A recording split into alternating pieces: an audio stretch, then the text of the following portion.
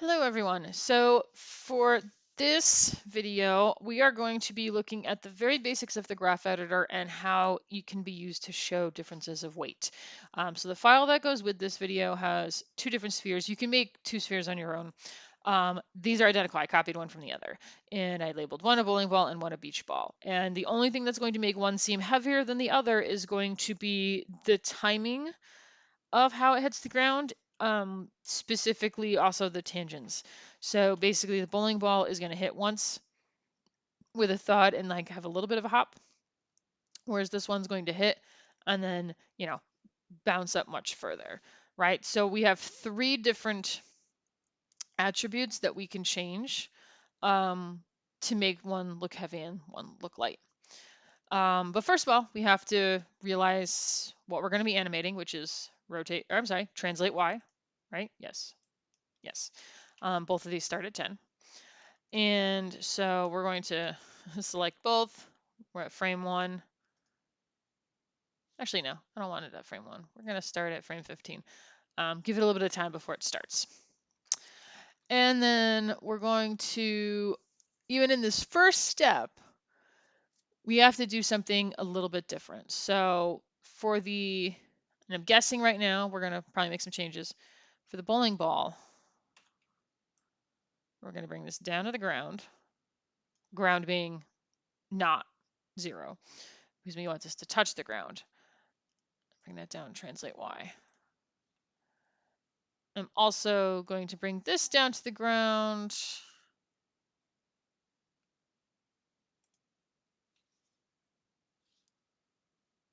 Actually, I'm trying to remember my physics. This might hit at the same time, since they are the same size. There we go. And then the next step, so I've got a key over here where they're up, a key over here where they're down. The next step is obviously the biggest difference, right? Because this beach ball is going to come almost all the way back up to where it was. Whereas the bowling ball is going to barely hop. It's going to land with a thud. And after that, they have to diverge immensely, right? Because the bowling ball is not going as far up, it's not traveling as much, which means it comes back down a little bit more quickly. Whereas this, I've got like, 10 frames of difference right now. I might change that depending on how it looks. Key selected. Now, I already know this isn't going to look quite right because the tangents are wrong. You see how like rigid that seems? Like, if we watch it again, that's a matter of the tangents. So we're going to turn off the outliner. We're going to bring up our two views. I'm going to make this side one, this one here, the front view, because I want to see this here. And, oh, I want to see the grid. There we go. And I'm going to make this one the graph editor. Oh, I can't because my graph editor is open. There we go. I have lots of things open apparently. There it is. You can only dock your graph editor in here if it's not like open down here. So if we look at both of these, see how it's all very straight lines? Nothing moves in a straight line like this. Nothing moves perfectly like that unless it's like a robot or it's being directed to. So a Steadicam is going to have very even motion. But when we watch this, it feels like it's directed. It feels like this is on a stick. And what you're seeing is this stiffness here. So we need to change these to something more helpful. And because I have done this before, I can tell you with certainty that the type of tangent you want is not the linear tangent, which we've been using for the solar system. It's a flat tangent. Now we are going to change those tangents from their default. We're going to, I lied, these are flat tangents. These are still linear. We'll get to why in a second.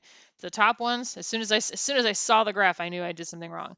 Top ones, flat tangent. Bottom ones, linear tangent.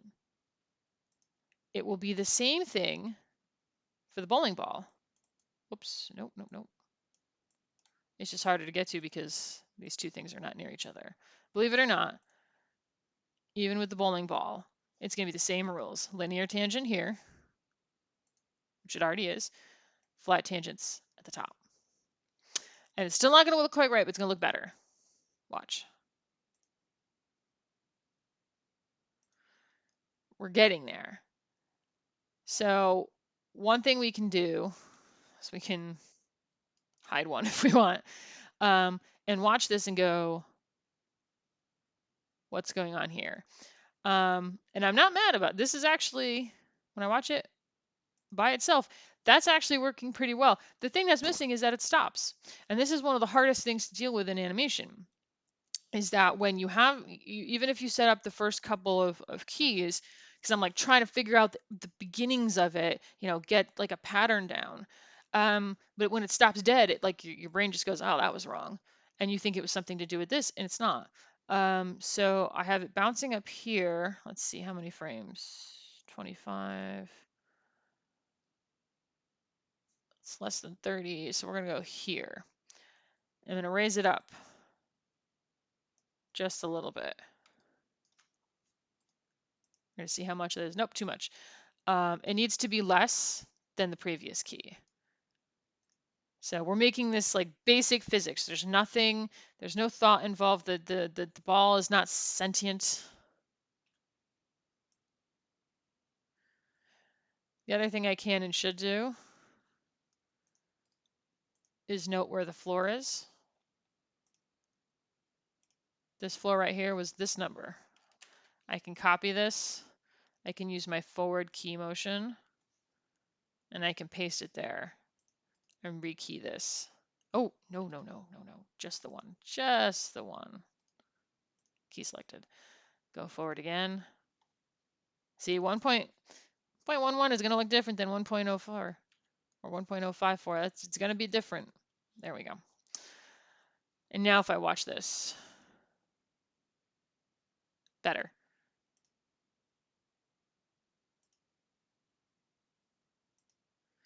So that one, just by having a couple, like that one little extra bounce, which is probably a little bit too high, that helped. There we go. And now that I get the extra bounce in, I look at the whole thing and go, I want the whole thing to be quicker, stuff like that. But you guys can see the process, right? Like I set up a few keys. They're not perfect. I don't labor over them. I just up, down, up, down, up, down.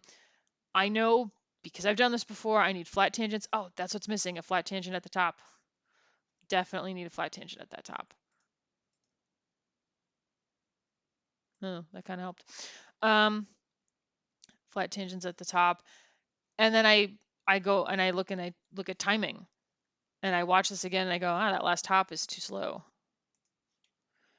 And so we have to go in here, hold down shift, move this, one frame over. You'd be surprised how much a frame can make as a difference. Yeah. And I would probably I can drag select a whole section too. Hold down shift and move the whole thing over so that this arc is the same as this arc. See how this used to be a frame longer than this? And I think that's one reason I thought it was like a little slow. Better.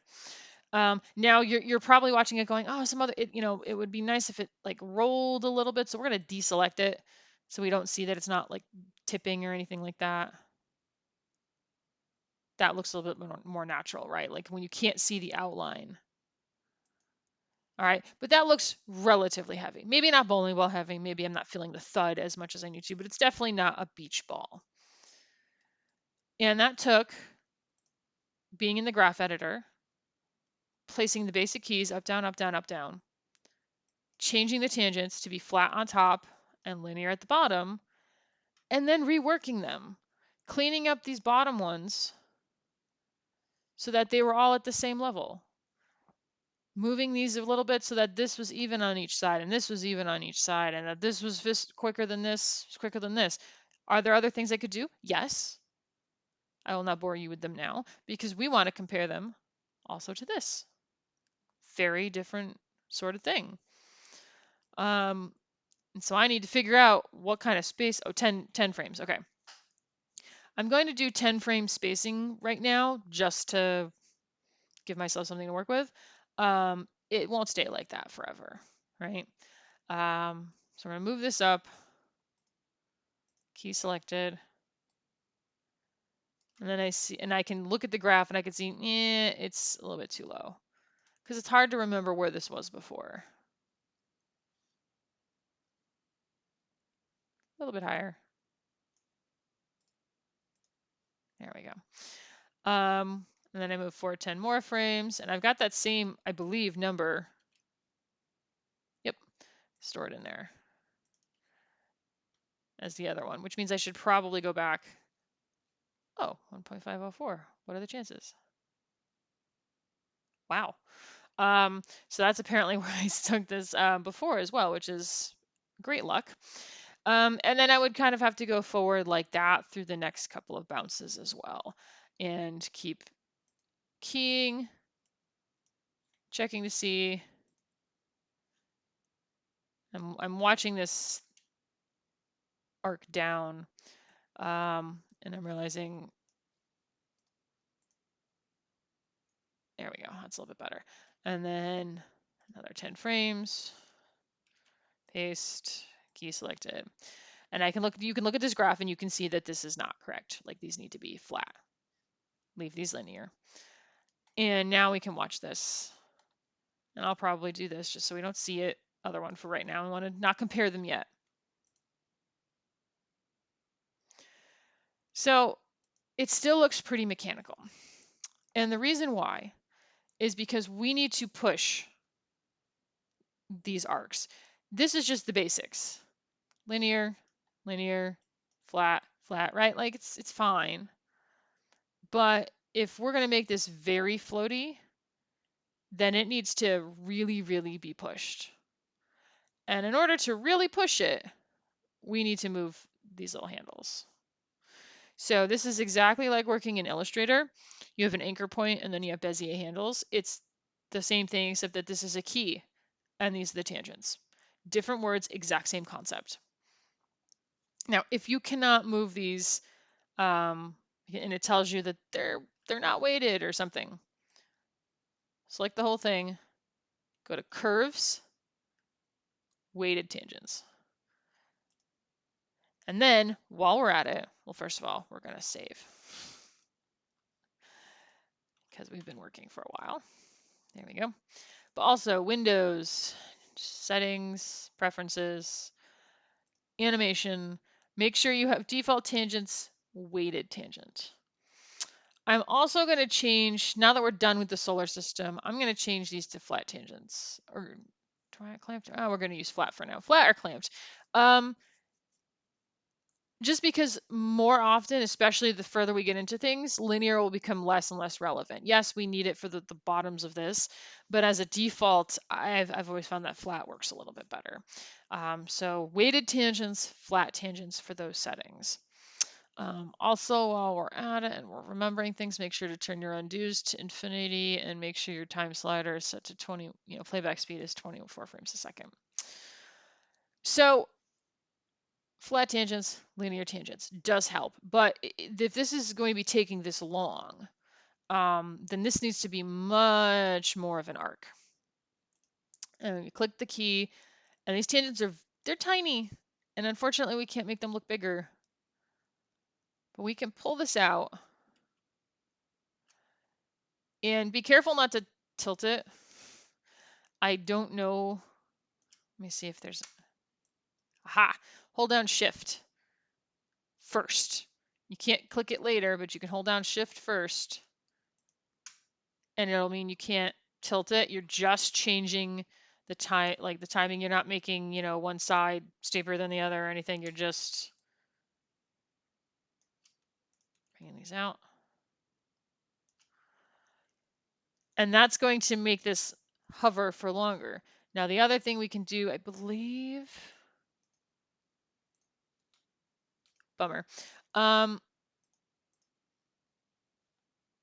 There's no way to make these like sharper by clicking on them automatically. So we need to do two different things. So we'll get to that in a second. But you can see here that the tangent is no longer on the line, which means it's not going in as fast as it can. It could go in at a sharper speed, but we're going to watch what we did with the ballooning of these up here.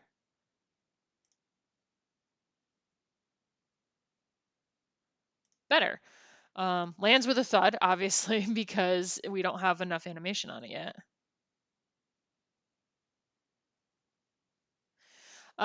It's starting to come together. I maybe overdid it on this one. There we go. But one thing that is technically happening, and I can see it, you might be able to feel it in how it works, where it still doesn't feel quite right. It's technically slowing down going into these keys. Watch closely. And I know it's slowing down going into these keys because of what's going on down here. Linear means it doesn't slow down. It means this line here, this curve, this speed of the animation will be matching the tangent, and yet it's not. And so you can see that the fastest part is actually here, and then it kind of slows down a little bit. We need to put this over the top of this, but how do we do that? Because I move this one, and the other one moves. We need to do something called breaking tangents, and the hotkey for this is unfortunately a little bit hidden. It's under here. So I can't see it unless I drag this out, or if you have the graph editor open all the way. I believe, yeah, it is also in a menu. So the button looks like this, where it's a red one and a white one together. Oops, it's gonna be selected. When we click it, dotted lines. And dotted lines means we can move this and this. And see the difference between this and here? See how this kind of bows out? It's no longer going to slow down. As long as this tangent is on the line, as long as they're in line with each other, it's not going to slow down. Ha! And you'd have to do that for all of these. You'd have to break the tangent. And this is how I know I overdid it. So I need to go back up to the top and make these not quite so crazy. There we go. Which means, all right, where is it? Hello? There it is. Means readjusting this a little bit, right? It's a back and forth. If there's one lesson I can impart on you with animation, it's that you're going to go back and forth and back and forth and back and forth, and that's just how it is. You change one thing, it changes everything else. And there's no holding down shift to constrain this particular motion that we're doing. It just has to kind of work. Don't want to forget the end. There we go. And you can see that these loops are getting a little bit wider, which means it's going to slow down. It seemed like it's slowing down because it's not going as high. So I may start to put these closer together. But first things first, we need to watch how this looks.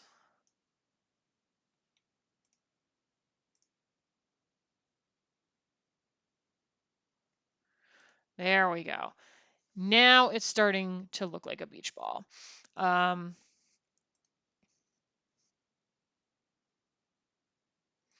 Possibly going a little bit too fast because you can see it flickering a little bit as it comes down here. That's a big jump. So we want to avoid that, which means I would probably then readjust one of these just a little bit so that it's not traveling quite, it's not hovering quite so much. To give it just a little bit more time.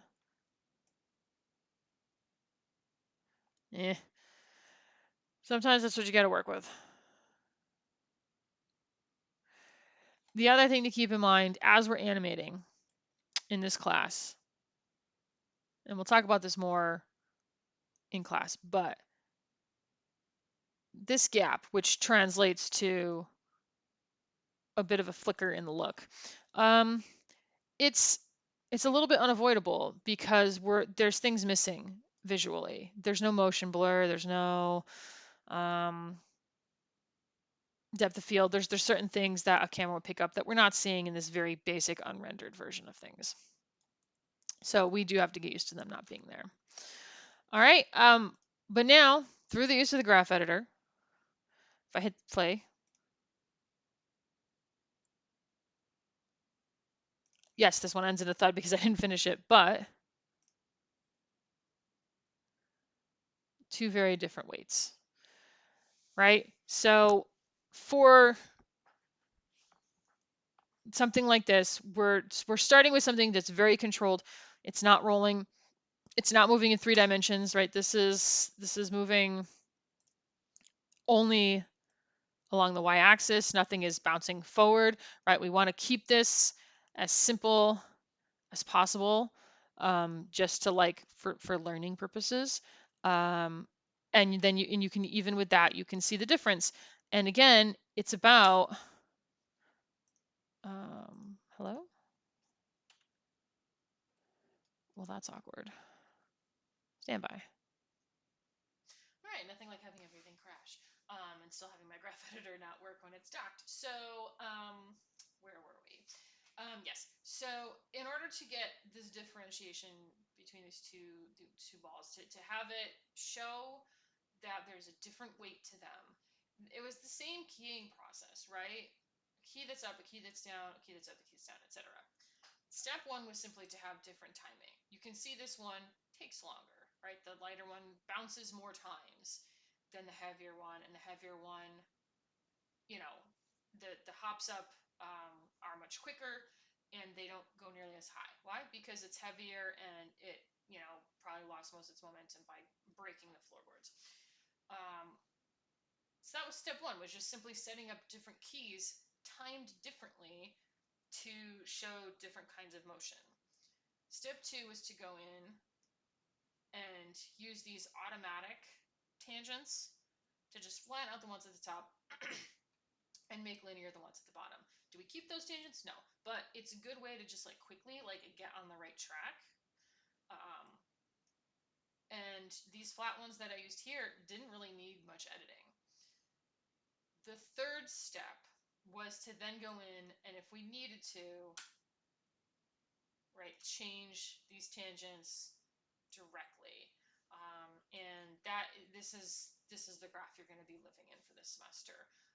We'll be going in and manually changing things. Again, I didn't need to for this. There will be times when you don't really need to do that much, because it's pretty quick or whatever, and it just, the automatic ones will do the right work for you.